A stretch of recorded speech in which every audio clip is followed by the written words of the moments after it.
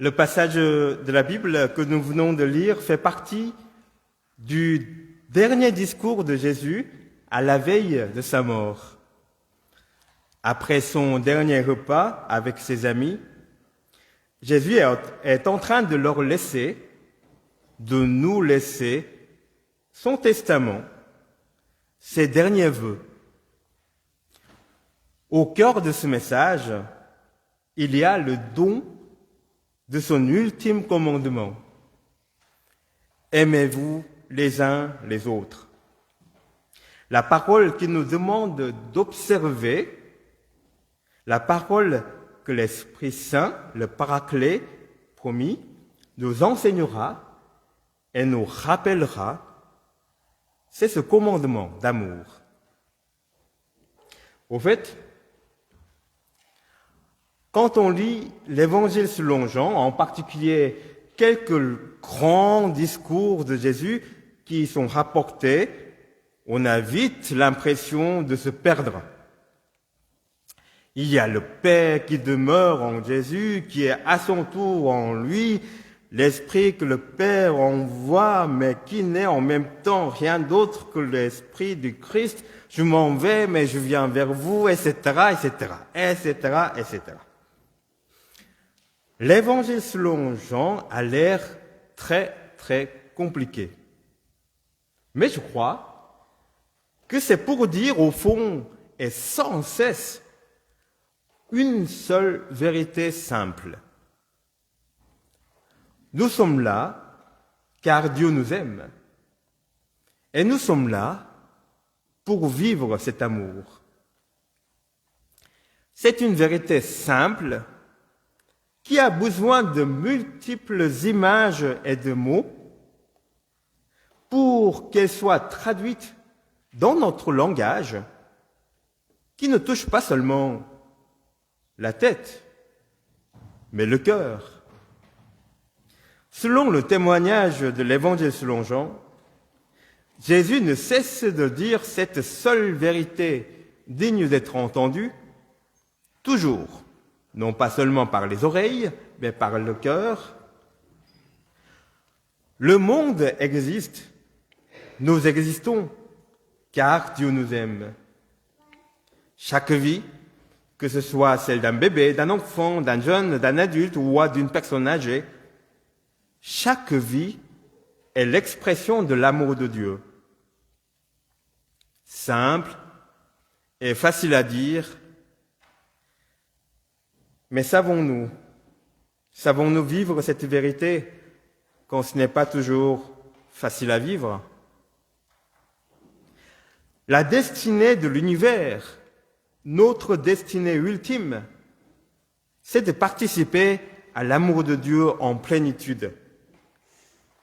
Chaque fragment de notre vie, que ce soit joyeux ou triste, extraordinaire ou ennuyeux, paisible ou tumultueux, limpide ou incompréhensible, chaque fragment de notre vie est promis à recevoir tout son sens dans la lumière de Dieu. Et cette lumière qui éclaire le sens de toutes choses, c'est l'amour. Simple et facile à dire, mais savons-nous espérer cette vérité? Jésus le Christ ne l'annonce pas seulement en parole, mais il en témoigne par son être tout entier, c'est-à-dire par sa vie, sa mort et sa résurrection. Il nous invite à voir, par la foi, la merveille de Dieu, la sainteté de la création, là où nos yeux, nos regards nous les montrent sous le nom du quotidien ou de la vie quotidienne.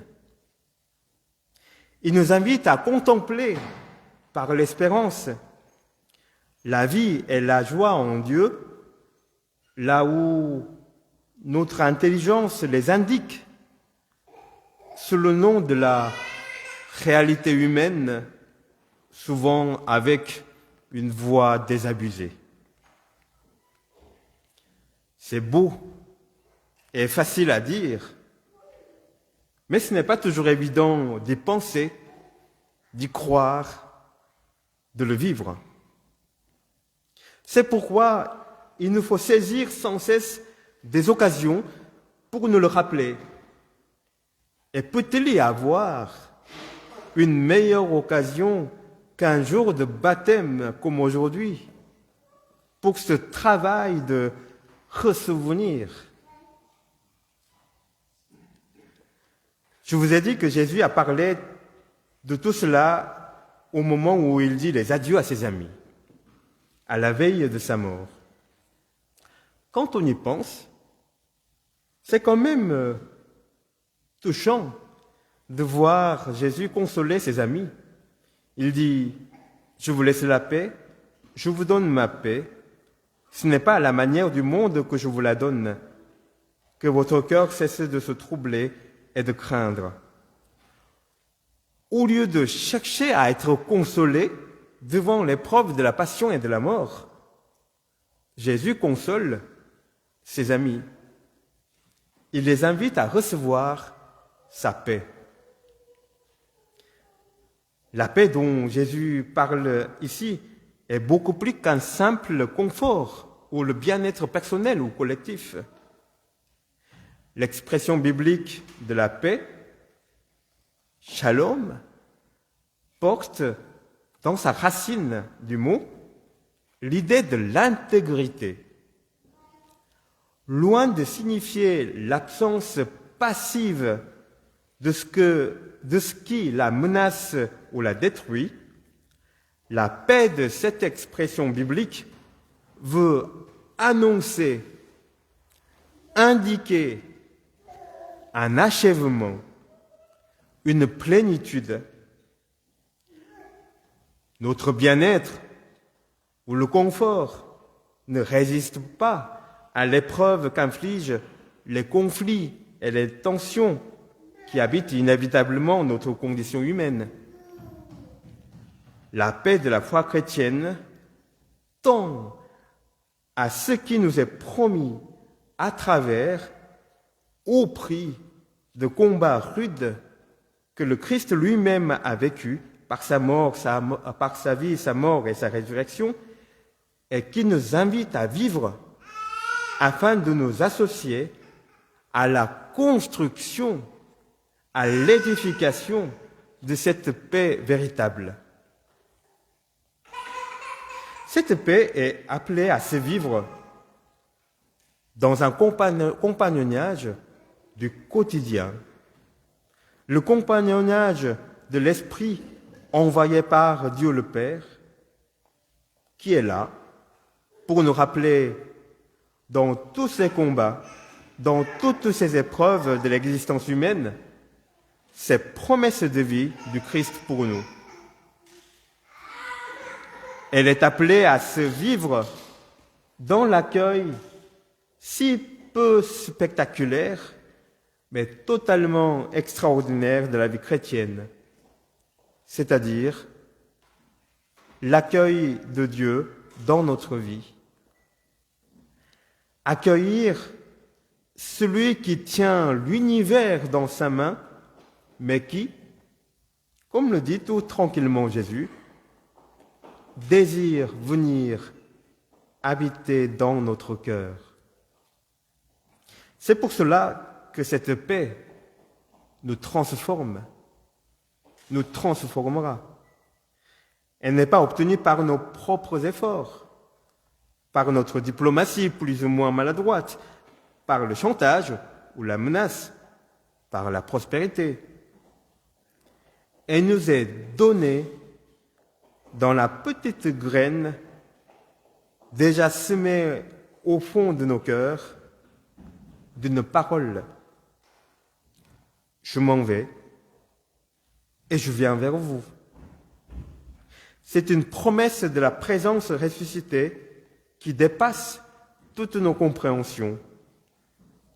Une promesse d'un invité au creux de notre vie qui patiemment nous ajuste à la sienne et nous rend semblables à lui, petit à petit, le prince de la paix.